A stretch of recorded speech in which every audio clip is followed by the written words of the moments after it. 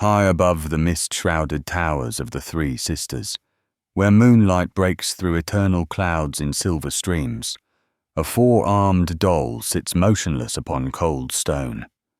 Her porcelain face, cracked along one eye like ancient ceramic, gazes upward at stars that wheel in patterns only she can read.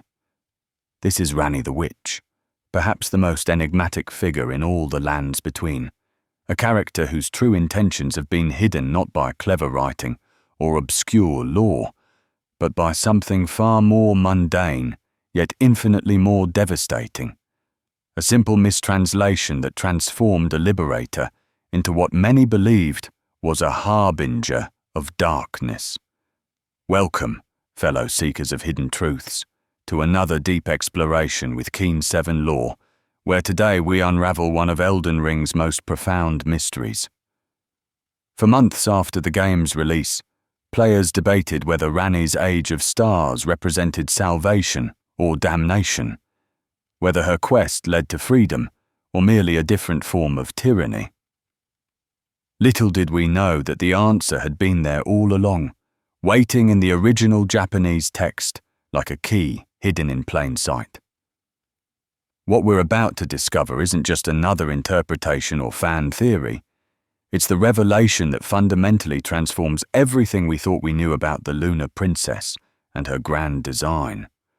The story of Ranni begins not with her death, nor even with her birth, but with a choice, a decision so radical that it would reshape the very fabric of reality in the lands between.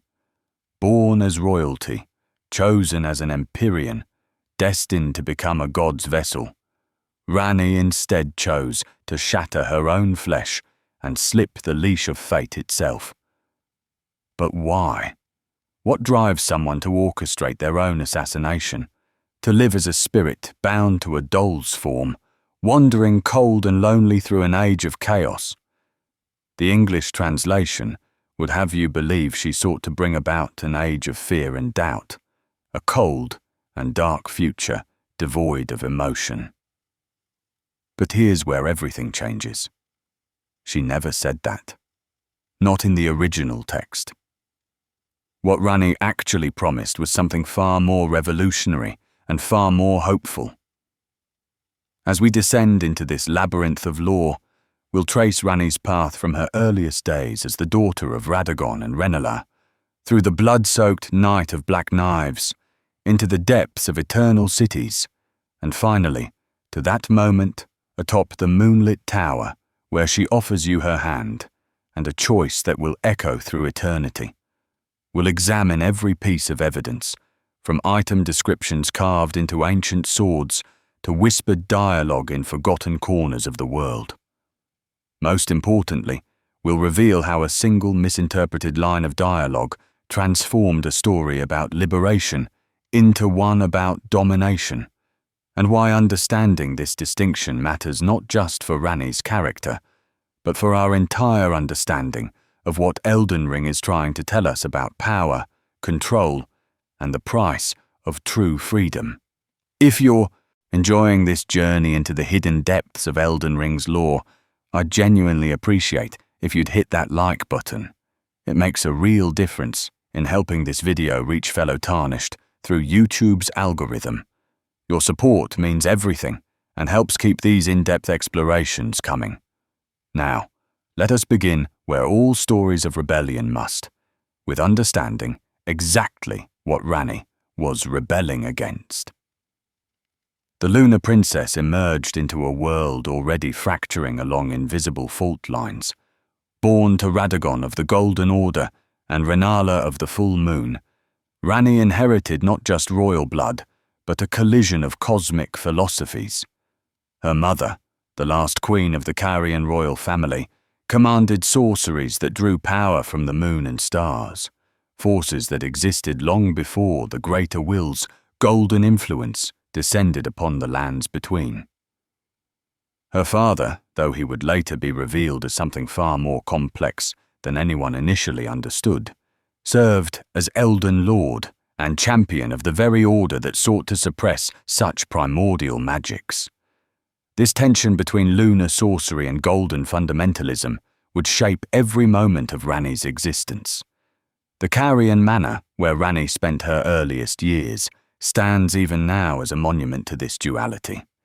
Its walls echo with the memory of glintstone sorcery, while golden amber adorns its highest chambers, remnants of an uneasy union between opposing forces. Here, young Ranni learned from her mother the arts of the night sky, studying constellations that held secrets older than the Erdtree itself. But she also witnessed her mother's gradual descent into obsession after Radagon's departure, cradling the amber egg of their unfinished child, while the academy fell into chaos around her.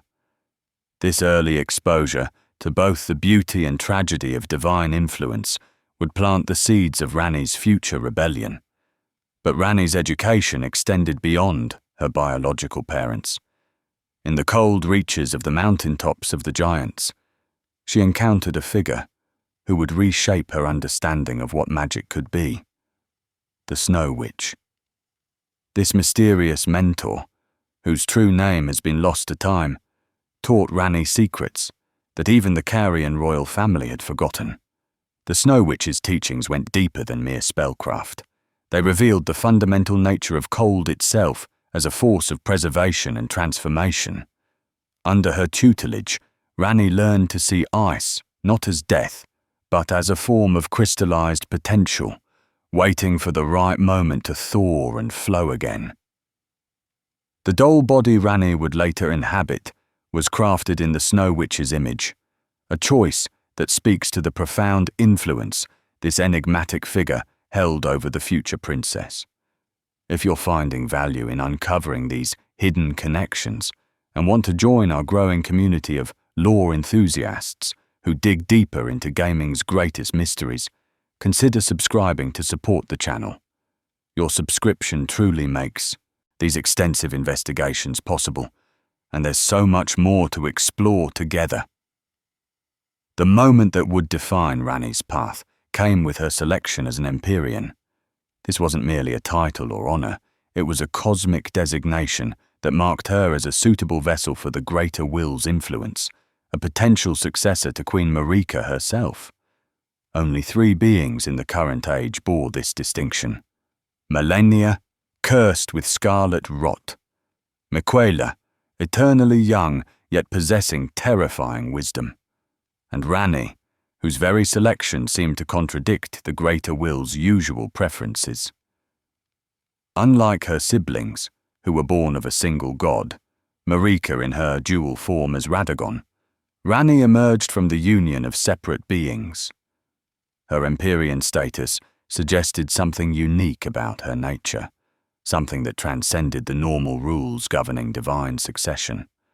With this designation came the 2 fingers, those grotesque interpreters of the Greater Will's design. Assigned specifically to guide Ranni toward her destiny, these ancient digits represented everything she would come to despise: predetermined fate, external control, and the reduction of individual will to cosmic machinery. The 2 fingers didn't simply advise or guide, they imposed. They decreed. They bound. Every Empyrean who accepted their influence became less themselves and more a vessel for something incomprehensibly vast and utterly indifferent to personal desire. Ranni watched as the Golden Order transformed champions into puppets, heroes into hollow servants of an alien will. She saw what became of those who accepted the Greater Will's bargain. Power beyond measure, certainly, but at the cost of everything that made them who they were. It was this recognition that sparked Ranni's grand conspiracy. The Night of Black Knives didn't emerge from sudden passion or desperate improvisation. It was the culmination of careful planning that likely spanned years. Ranni understood that simply refusing her destiny wouldn't be enough. The 2 fingers would persist, the Greater Will would find ways to enforce its design, and eventually she would be worn down or replaced. No, what she needed was something far more radical, a complete severance from the very system that sought to control her, and for that, she would need the one thing the Golden Order feared most: destined death itself. The rune of death, sealed away by Marika within her shadow, Malekith, represented the single greatest threat to the Golden Order's eternal stability. Without death, the Order could persist indefinitely, its champions rising again and again, its influence never truly challenged. But Ranni recognized that death, properly wielded, could be a tool of liberation, not the death of others, though that would tragically occur, but her own death, carefully orchestrated and precisely executed. This wasn't suicide in the conventional sense, but something far stranger, a deliberate splitting of body and soul that would free her from the two fingers' grasp while allowing her to persist in a form they could never fully control. The conspiracy she wove to achieve this goal reveals the full extent of Ranni's intelligence and determination. She couldn't simply walk up to Malekith and request a fragment of the Rune of Death. The Black Blade would never permit such a thing. Instead, she needed accomplices who could operate in shadows, whose actions could be disguised or misdirected. The Black Knife. Assassins, all women rumoured to be Numen, with close ties to Marika herself, became her instruments. The exact nature of their arrangement remains one of Elden Ring's most debated mysteries. Did they serve Ranni willingly? Were they manipulated?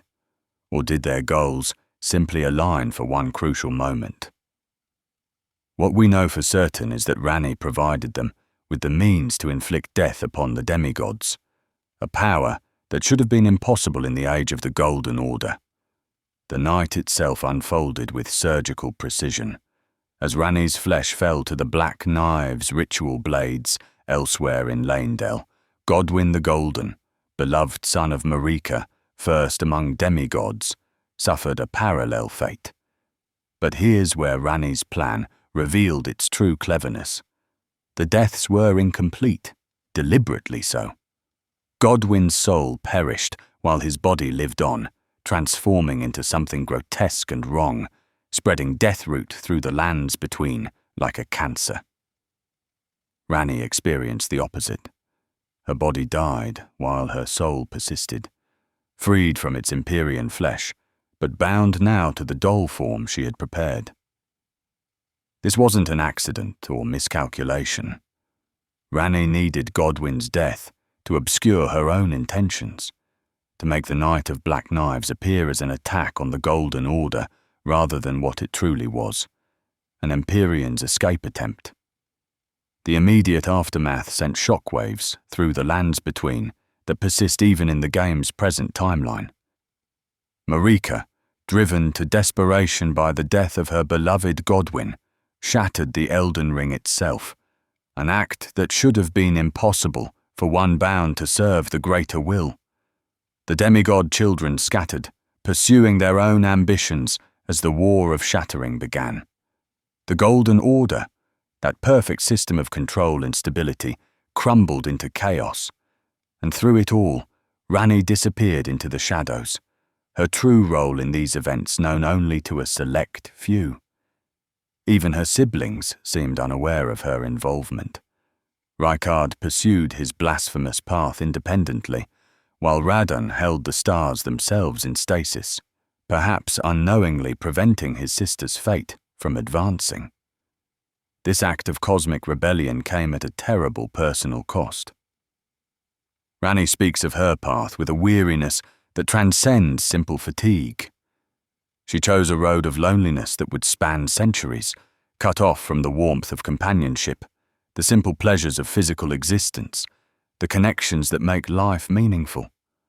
Her spectral form, beautiful in its ethereal way, remains forever cold to the touch.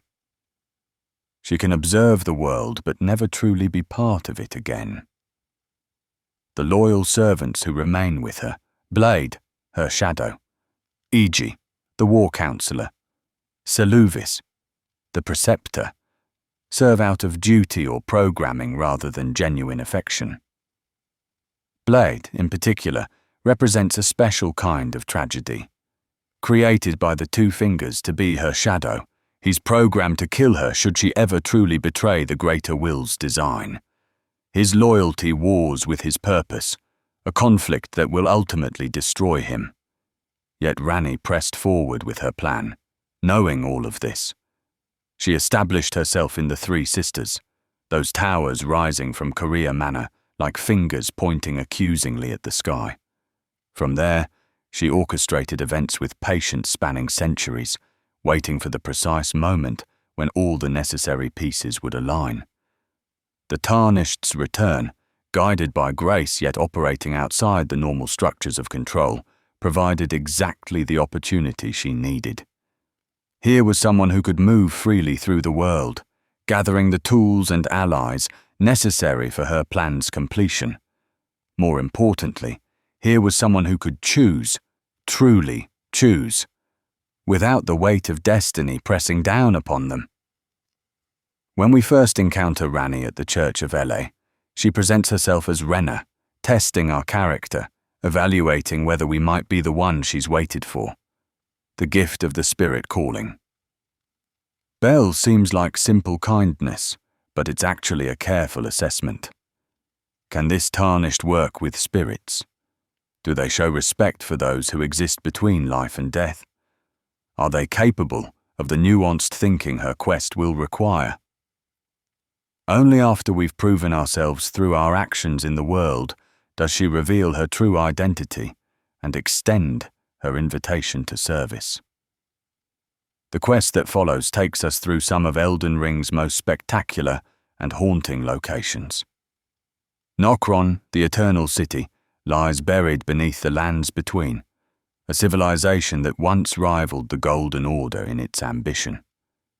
Here, the Nox people attempted to create their own artificial lords, to forge their own path, independent of outer gods and their influence. Their failure and banishment underground serves as both warning and inspiration for Ranni's own rebellion. In Nokron's collapsed ruins, we discover the Fingerslayer blade, a weapon capable of harming the Two Fingers themselves, proof that even the greater will's most direct servants aren't invulnerable. The journey deeper underground, through the Lake of Rot and the Grand Cloister, reads like a descent through layers of buried history.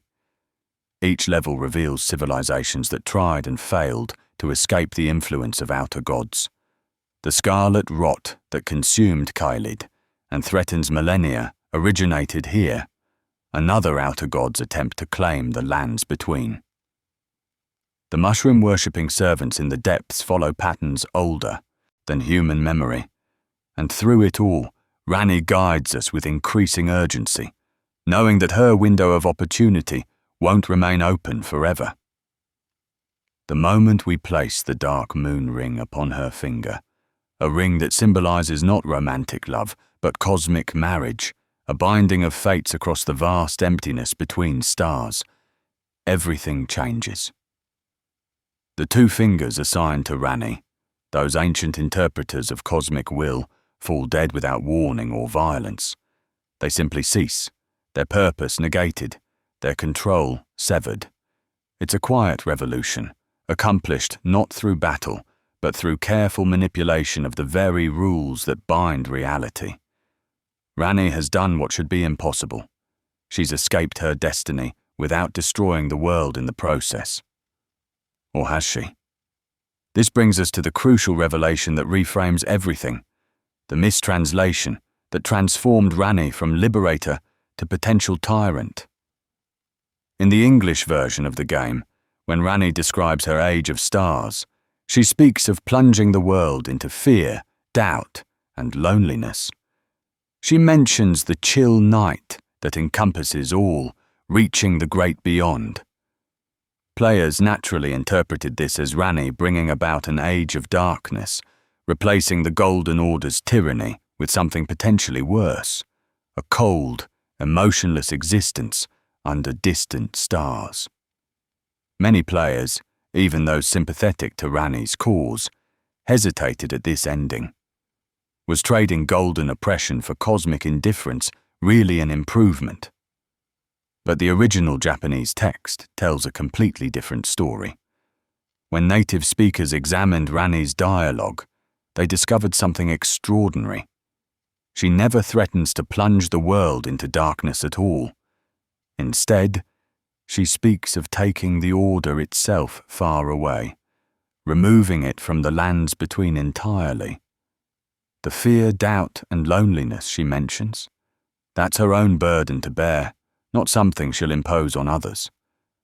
She's describing the path she'll walk as the god of a new age, alone, uncertain, but determined to keep the Order's influence at such a distance that it can never again directly control the fates of those below.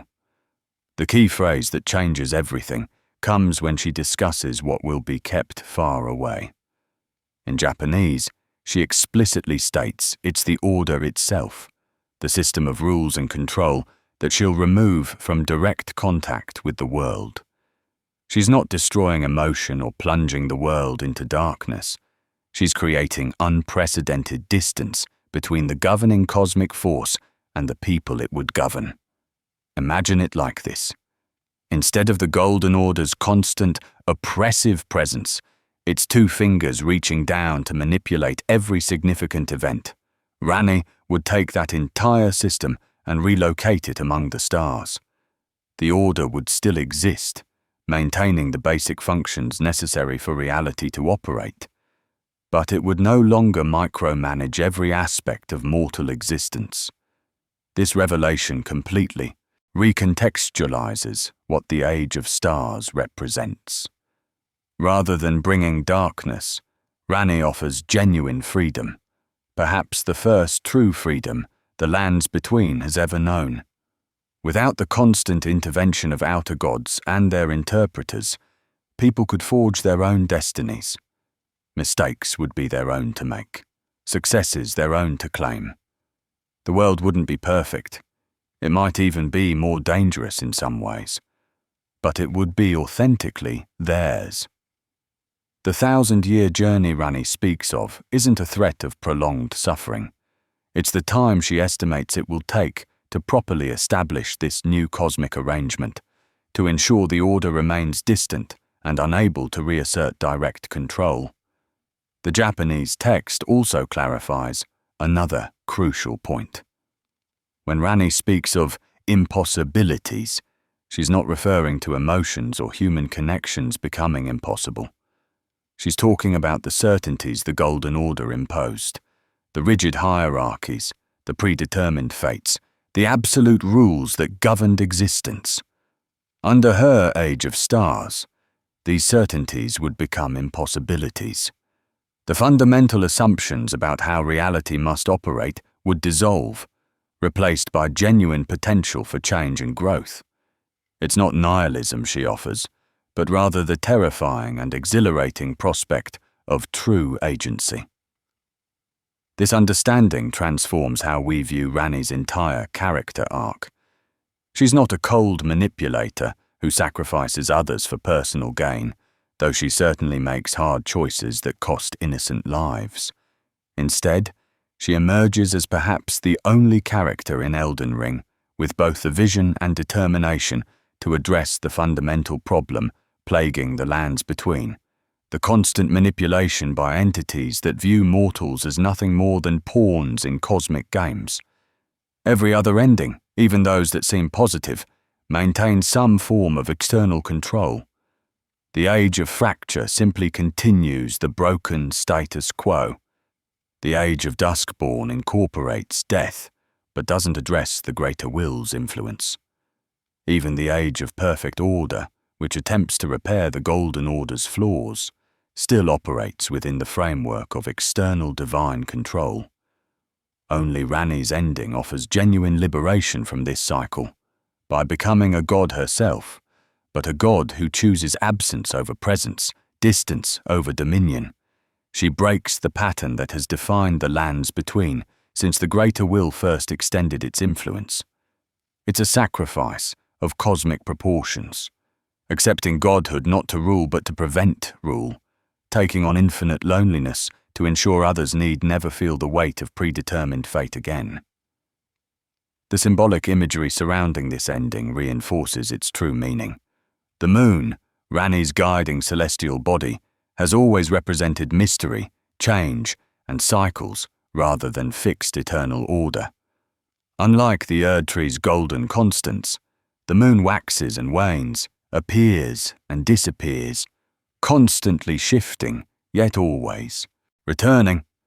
It governs tides rather than commanding them, influences rather than controls. When Ranni speaks of the stars' guidance, she's not proposing they replace the greater will as puppet masters. Instead, she's suggesting navigation by distant lights, points of reference that can guide those who choose to follow them, but exert no direct control over those who don't. The community's reaction to discovering this mistranslation has been profound. Players who previously dismissed Ranni as selfish or misguided have reconsidered her entire character. The Age of Stars, once seen as potentially the bad ending, despite its beautiful cinematics, now stands as perhaps the most hopeful conclusion to the game's narrative. It's particularly interesting that From Software hasn't officially corrected this translation, leaving both interpretations technically valid. Perhaps this ambiguity itself serves a purpose, forcing players to dig deeper and question their assumptions about the information they're given. A meta-commentary on the very themes of control and interpretation the game explores.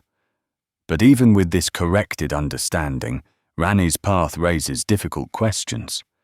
The methods she employed, orchestrating assassinations, manipulating others, allowing chaos to consume the lands between, can't be dismissed simply because her ultimate goals were noble. Godwyn's death, in particular, remains a moral complexity that no amount of translation clarity can resolve. He was, by all accounts, a noble and beloved figure who became a victim of Ranni's liberation. His transformation into the Prince of Death, spreading death-root corruption throughout the land, caused immeasurable suffering. Can the promise of eventual freedom justify such immediate horror? Ranni herself seems to acknowledge this weight. Her dialogue carries a weariness that suggests full awareness of what her choices have cost others. She doesn't ask for forgiveness or understanding, only for assistance in completing what she started. The loneliness she speaks of isn't just physical isolation. It's the moral isolation of someone who has made choices no one else could or would make, who bears responsibility for consequences that ripple across centuries. When she tells us her path is dark, she's not threatening us with darkness, but acknowledging the shadow her actions have cast, and will continue to cast. The relationship between Ranni and the player character also takes on new dimensions with this understanding. The marriage proposal at the end of her quest line isn't simply romantic fan service, though there are certainly elements of genuine affection in how it's presented. Instead, it represents a partnership between equals, a sharing of the burden she's carried alone for so long. As her consort, the player character wouldn't rule over others, but would join Ranni in her self-imposed exile, helping to maintain the distance between the Order and the world it once controlled. It's simultaneously an honor and a sacrifice, offering power beyond imagination while requiring abandonment of everything familiar. This interpretation also sheds new light on the resistance Ranni faces throughout her quest. Radahn's holding of the stars isn't just a display of power, it's an unconscious prevention of his sister's plan, keeping her fate frozen and unable to proceed. Whether he knows this or acts from other motivations remains ambiguous, but the cosmic stalemate he creates serves the Golden Order's interests by maintaining the status quo. Similarly, the Black Knife assassins who hunt Ranni's allies might not be acting entirely of their own volition. Their connection to Marika and the complex web of motivations surrounding the Knight of Black Knives suggests multiple layers of manipulation and counter-manipulation, plans within plans that even Ranni might not fully control. The underground areas we explore during Ranni's quest reveal additional context for her rebellion. The Eternal Cities weren't just punished for defying the greater will, they were banished underground for attempting exactly what Ranni succeeds in doing, creating an alternative to the Golden Order's dominion. Their failure serves as both cautionary tale and instruction manual. Where they tried to forge artificial lords to replace the greater will's chosen, Ranni instead removes the need for lords altogether. Where they sought to replicate divine power, she seeks to relocate it beyond reach. The Nox swordstresses who test those who would serve Ranni aren't just guardians. They're evaluating whether this new attempt at liberation has learned from their civilization's mistakes. Even the Lake of Rot, that horrifying underground sea of starlit corruption, connects to Ranni's greater purpose. The Rot represents another outer god's influence, one that tried to claim the lands between through millennia and would have succeeded if not for Radahn's resistance. Ranni's passage through this corruption, and more importantly, her ability to guide us safely through it, demonstrates her understanding of how outer gods operate and how their influence can be navigated without submission. She doesn't defeat the Rot god or cleanse its influence. She simply moves through and past it, neither engaging nor submitting, maintaining her focus on her greater goal. The puppet body Ranni inhabits deserves special consideration in light of the correct translation. This isn't merely a vessel for her spirit, but a deliberate choice of form that reflects her philosophy. Puppets are typically controlled by others, their strings pulled by external forces. But Ranni inverts this symbolism. She's a puppet who cut her own strings, who moves by her own will alone. The four arms of her doll form might represent the multiple roles she must play: destroyer and creator, liberator and tyrant, goddess and exile, lover and manipulator.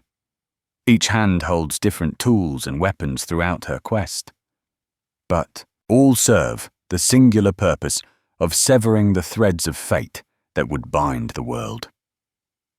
The dark moon that Ranni serves, and eventually embodies, also takes on new meaning. Unlike the full moon associated with her mother, Renala, the dark moon represents hidden knowledge, the truths that can only be seen when bright lights are extinguished. It's not the absence of light, but a different kind of illumination, one that reveals what golden radiance conceals. The dark moon doesn't compete with the Erd tree for dominance. It exists in the spaces between its branches, in the shadows it casts, in the darkness that defines its light. When Ranni brings about the Age of Stars, she's not extinguishing the Erd tree's light, but removing its monopoly on illumination. This philosophical framework extends to the game's broader themes about knowledge and ignorance. The greater will maintains control through selective revelation, showing just enough to inspire faith while concealing enough to prevent true understanding. The two fingers interpret cosmic will, but never explain it. The Erd tree promises eternal life, but hides the recycling of souls that makes it possible. Even Marika, goddess and prisoner both, seems to have discovered truths about her position that drove her to shatter the very ring she was meant to protect. Ranni's rebellion isn't just against political or cosmic authority.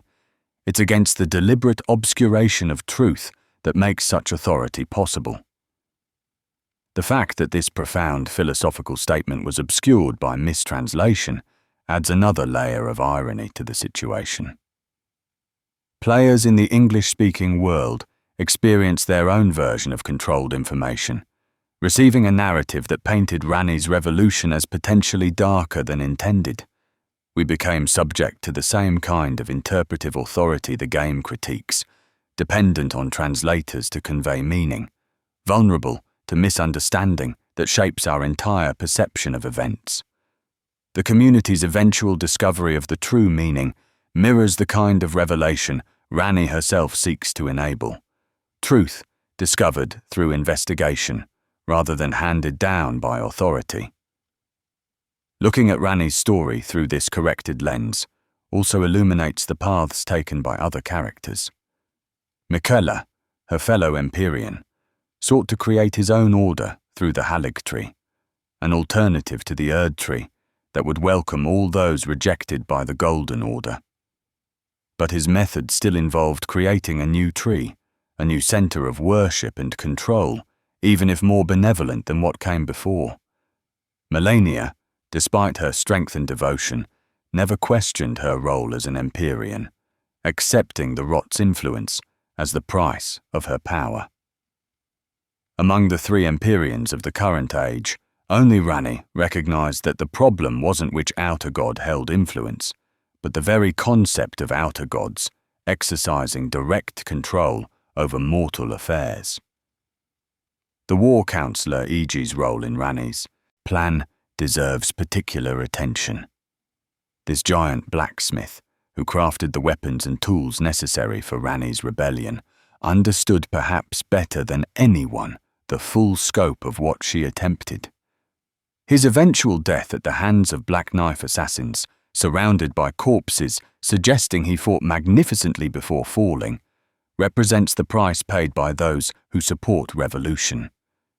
Igi knew his fate was likely sealed the moment Ranni succeeded, yet he continued his support without hesitation. His loyalty wasn't blind faith, but informed choice, understanding both the costs and necessity of Ranni's path. Blaidd's tragedy becomes even more poignant with proper understanding of Ranni's goals. Created by the Two Fingers as a failsafe, programmed to kill Ranni should she ever truly betray their purpose, he represents the ultimate expression of the control she seeks to escape. Yet somehow, through what can only be described as genuine love, whether romantic, familial, or simply the deep bond between individuals who choose each other despite cosmic programming, Blaidd resists his purpose until madness takes him.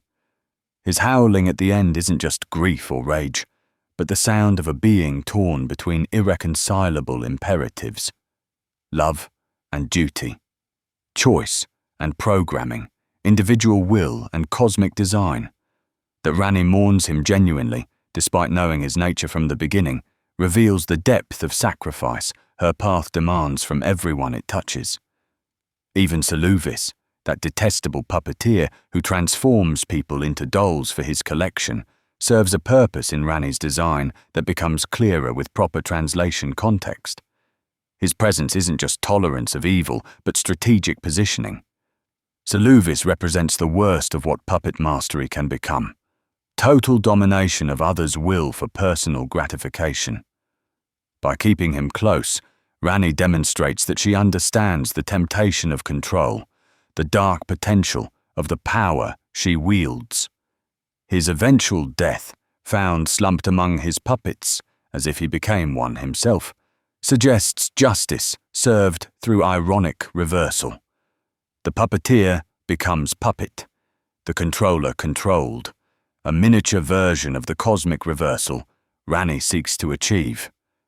The merchant Pidia, found in Korea Manor, adds another layer to this theme. Seemingly innocent, he's revealed through environmental storytelling to be connected to Seluvis's puppet network, possibly even controlling him. This nested hierarchy of control, Pidia controlling Seluvis, who controls others, while serving Ranni, who rebels against the Two Fingers, who serve the greater will, creates a fractal pattern of dominion and resistance that extends from the cosmic to the personal. Everyone exists simultaneously as controller and controlled, except for Ranni, who seeks to break the pattern entirely by removing herself from accessibility. The Carian royal family's history with the Golden Order provides essential context for Ranni's radical solution. The marriage between Radagon and Renala wasn't just political union, but philosophical collision. The Carian tradition of studying the stars and drawing power from observation was fundamentally incompatible with the Golden Order's insistence on singular truth emanating from the Erd tree. This incompatibility manifested in the children of that union: Radan, who conquered the stars themselves; Ricard, who turned to blasphemy and consumption; and Ranni, who found a third way that neither accepted nor directly opposed, but instead transcended the conflict entirely.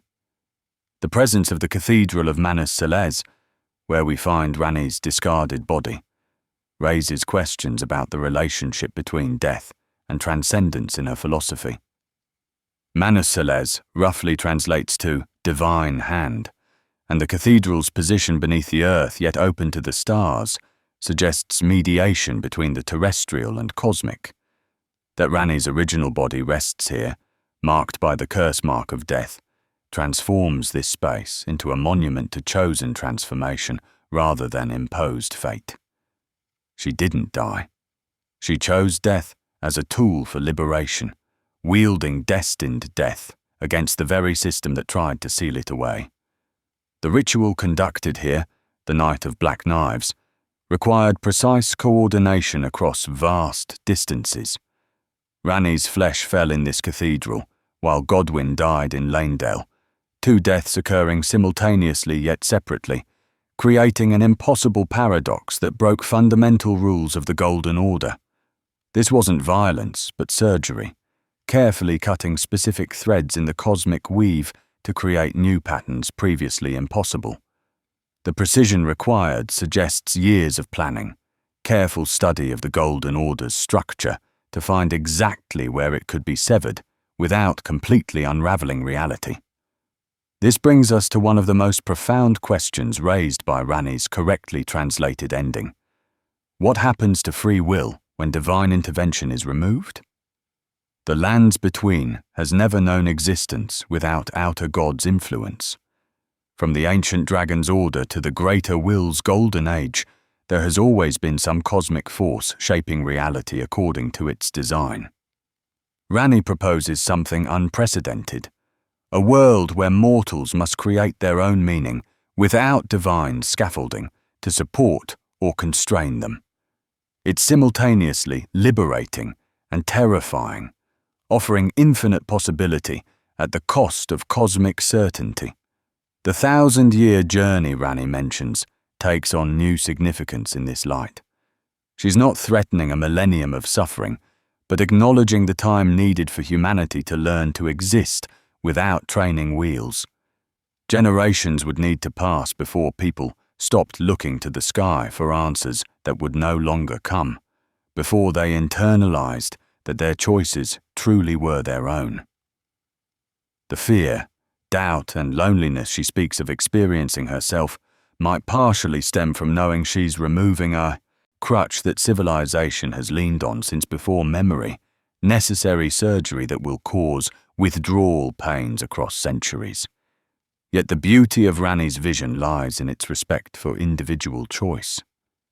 Unlike Marika, who shattered the Elden Ring in desperation and despair, or the Three Fingers, which seek to burn everything away in primordial flame, Ranni doesn't impose her will through destruction. She creates distance, not devastation. The world continues to function. Souls still cycle through death and rebirth. The sun still rises. Magic still flows. But now these processes operate automatically, rather than being actively managed. Like the difference between a garden growing wild and one constantly pruned by an obsessive gardener who permits only certain shapes to flourish.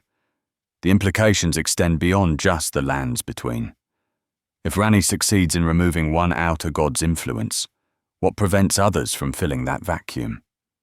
The game hints at numerous entities waiting in the wings: the rot god, the formless mother, the fell god of the giants. Ranni's solution is elegant. By taking the order itself into the stars, she doesn't leave an empty throne for another to claim, but removes the throne entirely. The infrastructure of control gets relocated beyond reach, making it impossible for another outer god to simply step into the greater will's position. It's not enough to defeat a tyrant. You must dismantle the systems that enable tyranny. This understanding also reframes how we interpret the various endings' relationships to each other. The age of fracture, achieved by simply mending the Elden Ring, maintains the broken status quo, the worst of all worlds, where the Golden Order neither functions properly nor gets replaced. The Age of Perfect Order, established through Goldmask's rune, attempts to debug the system, but keeps the fundamental structure intact. The Age of Duskborn incorporates death back into the Order, but doesn't address the core issue of external control. The Frenzied Flame ending represents pure nihilism. If the system is corrupt, burn everything, including the possibility of any system. Only the Age of Stars offers a genuine alternative that neither destroys nor perpetuates, but transforms the fundamental relationship between the divine and mortal. As we near the end of this journey through correctly translated revelation, it's worth considering what From Software might be saying through this narrative. The studio has always explored themes of cycles, stagnation, and the price of change. Dark Souls asked whether it was better to perpetuate a dying age or let it fade to darkness. Bloodborne questioned the price of knowledge and evolution. Sekiro examined how immortality corrupts even the most noble intentions. Elden Ring, through Ranni's properly understood ending, asks perhaps the most fundamental question: is it better to be safely controlled or dangerously free? The answer, as expressed through the Age of Stars, correct translation, seems to be that genuine freedom, with all its uncertainties and responsibilities, is worth any price, even if that price includes loneliness for the one who enables it, chaos for those who must learn to live without divine guidance, and the complete restructuring of reality's fundamental assumptions. It's not a comfortable answer or an easy path, but it's the only one that treats conscious beings as truly capable of determining their own destinies, rather than merely playing out roles in someone else's design. The beauty lies in how this message was hidden, not through clever lore or obscure item descriptions, but through simple mistranslation that transformed liberation into potential tyranny. Players had to work to discover the truth, engaging with the community, comparing translations, questioning what they were told.